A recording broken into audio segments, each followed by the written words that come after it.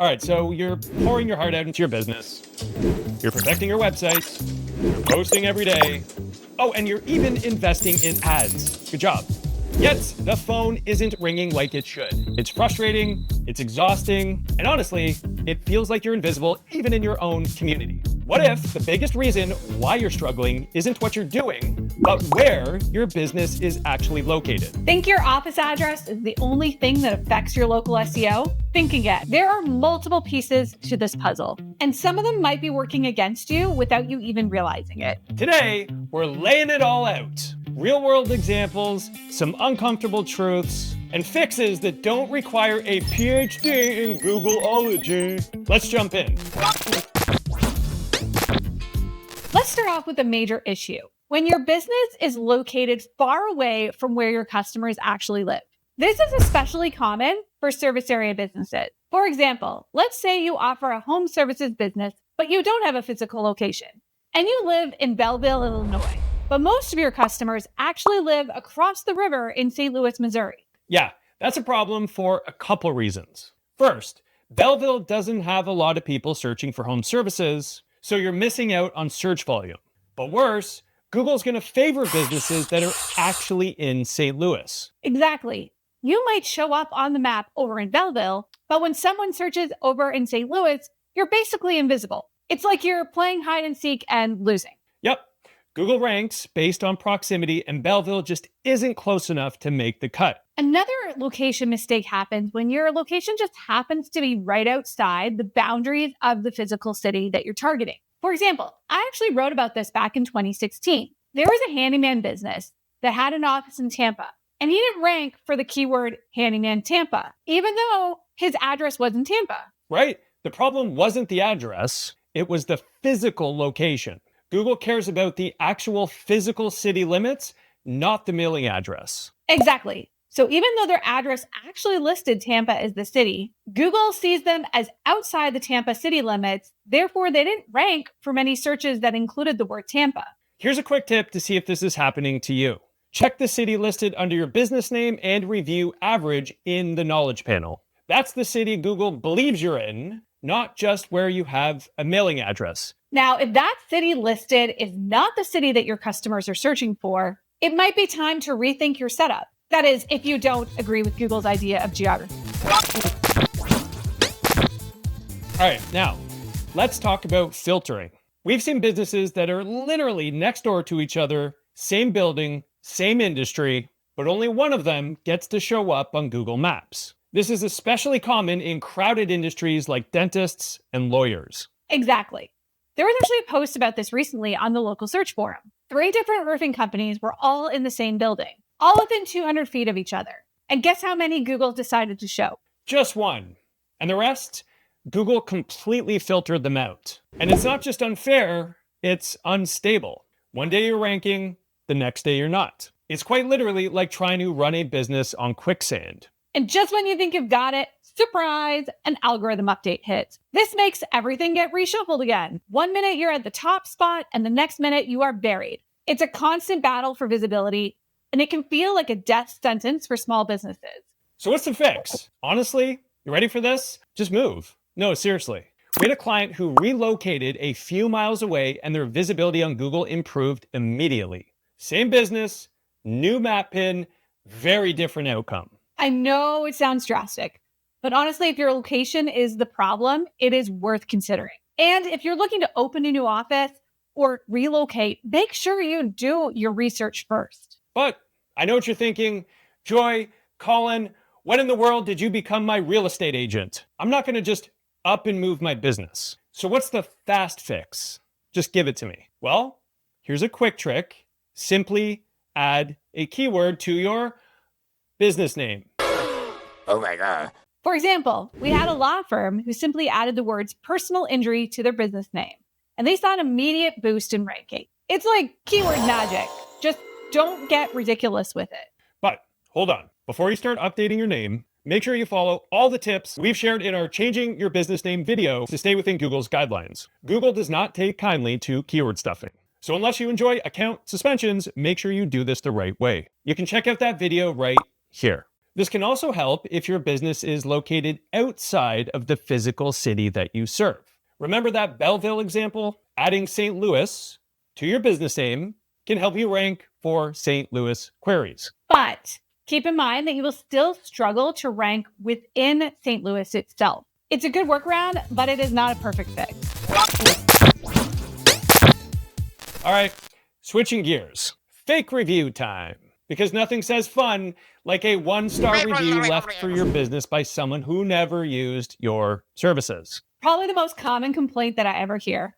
This person wasn't our customer. But since Google is completely fine with people staying anonymous, you could literally say you're Beyonce, and Google will look at the review and be like, seems legit. Exactly. Unless the reviewer flat out admits, I didn't hire this company, I just felt like complaining. Google's probably not going to help. Super frustrating. Trust me, I get it. So, what should you do when you get a negative review that is clearly fake? First, you should try flagging it. This only takes 5 minutes. It's definitely worth your time, and Google makes it super easy. And if that doesn't work and the review is still there after the appeal, it's time to head over to the Google Business Profile Help community. Post a thread asking a product expert for a second opinion about whether or not they think it can be removed. And something to keep in mind, even if you have a really strong case, it is never a guarantee that Google's going to remove the review. The product experts in the Google Business Profile Help community have seen tons of cases like this. Yeah, so for those that don't know, Colin and I actually both are product experts, which is just a fancy name that Google uses for the moderators of their forums. So I'll share with you a case where I actually did get somewhere with a user. This guy had a competitor post a fake review onto his business profile. The competitor uploaded pictures of these jobs that company supposedly did. But here's the thing. Those same images were actually listed on the competitor's website. Talk about sloppy spamming. Yeah, that's just next level stupid. If you're going to spam, at least do it better, right? Do better. Right. So I sent it over to Google and I'm like, guys, remove this review. Clearly fake. Here's all the evidence. So what do you think they did? They removed the images. Like, not joking. I actually had to push back and argue with Google to get the actual review removed. And honestly, I'm sharing this case because while it was a victory, these victories are unfortunately rare. Exactly. So knowing when to put in the effort is key. If you've tried everything and you're getting nowhere, sometimes you just have to drop it. But the good news is you don't have to know exactly what will work. Just ask the product experts. They've handled tons of these cases and they can give you the best advice for your specific situation.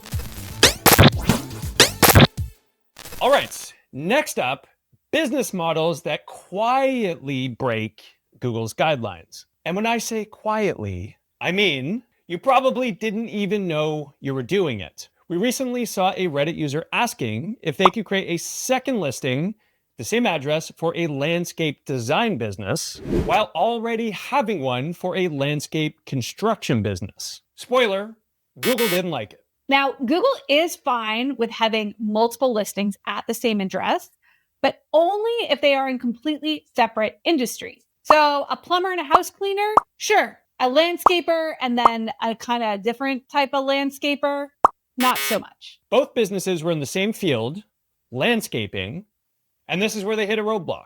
And the reason why this is so messy is because Google doesn't even clearly outline this anywhere in their guidelines. So people end up in this like gray area where it technically seems okay until your listing gets suspended and you are stuck appealing to the great algorithm that lives in the sky. So as we like to do, we actually reached out to Google about this exact scenario. It's like, hey, Google, what's going on? Help me help you. Help me help you.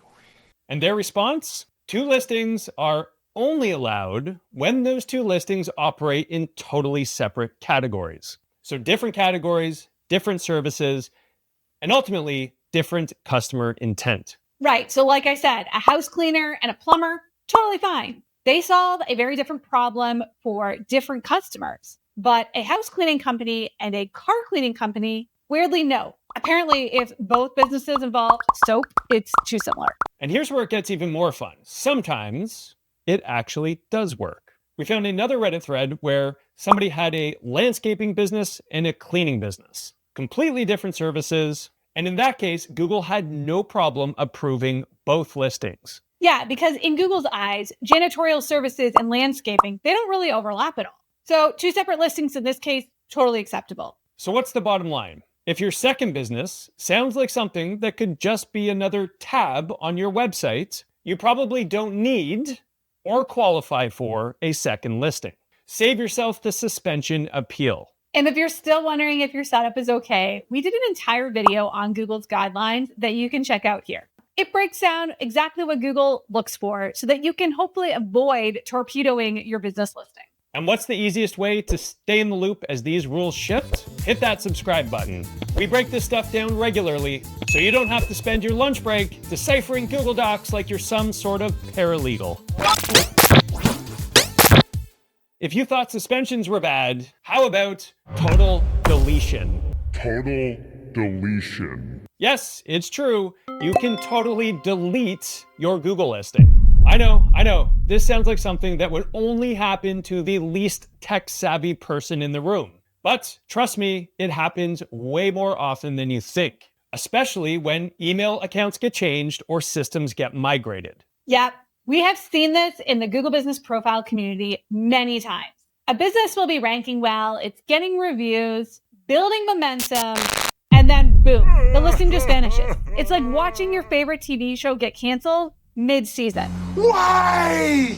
A lot of people don't even realize that you can delete a listing by mistake. One example that stuck with me was a used car dealer whose listing simply vanished out of thin air. Turns out their email provider did a migration that reconfigured everything, and that ended up deleting the Google account that owned the listing. And if you think that's bad, I was helping this agency that decided to change their Google Workspace group. Same email, but Google treated it just like it was a new user. Result? They lost access to all their Google Business Profiles. Poof, gone. And it's not just deletions. You can also get suspended from Google account changes. If you're the primary owner on an account, don't mess with that email unless you really want a headache. So what's the best practice here? Keep that Google account that is your primary owner on your listing sacred. Don't use it for automated emails. Don't migrate it to another system. Just keep it as clean as possible and don't mess with it. It is the business equivalent of do not touch the thermostat. Did you touch the thermostat? Did you turn it up? So if you want to make sure that this doesn't happen to you, definitely check this out. Trust me, saving yourself from this mess will save you a lot of pain down the road. All right, so let's talk about the most underrated thing that absolutely nobody ever talks about. Citations. You know, those business directory listings that everybody used to obsess over? Well, turns out that most of them are, well, just useless these days. Totally. We used to build tons of citations for our clients, like most local SEO agencies. But a few years ago, I decided to dig into the data to see what was actually working. I pulled a sample of 189 different citations that we had created, only to find out that 15% of them were indexed on Google. Wait, so if I'm doing the math right on this, you're saying that 85% of those citations were not indexed by Google. That is wild. It gets even better. One of our clients was paying for a pretty well-known citation provider. They charge an annual subscription, and he had a total of 516 citations that he was paying annually for. Guess how many of those were indexed? 16.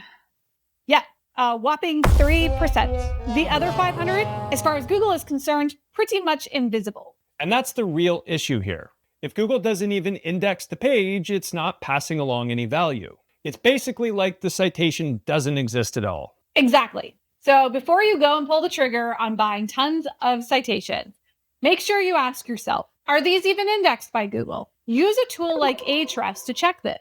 The metric you're going to want to look at is called organic pages. It will give you an idea of how many of that site's listings are actually indexed and ranking on Google. And here's a little pro tip. Not all citation sites are created equal. Some are solid, like MapQuest, and others, not so much. Hot Frog, I'm looking at you. And if you want to go deeper on this, check out this full video that we did on citations and their effectiveness. Trust me, it is pretty eye-opening. If any of this hits home for you, whether it's filtering, fake reviews, bad citations, or location challenges, drop a comment below. If we saved you from walking into any of these traps, let us know. Hit that like button and make sure you subscribe to our channel. We like to share all the mistakes that we've already made so that you don't have to make them too. And trust me, Joy's made a lot of them. The truth is, local SEO is a complex puzzle. Whether it's where your business is located, how your business was set up, how you handle reviews, a small misstep can have a massive impact. Exactly. But once you understand the rules, even the unspoken ones, you can finally start to get results from local SEO. Stick with us, and we'll see you at the next one.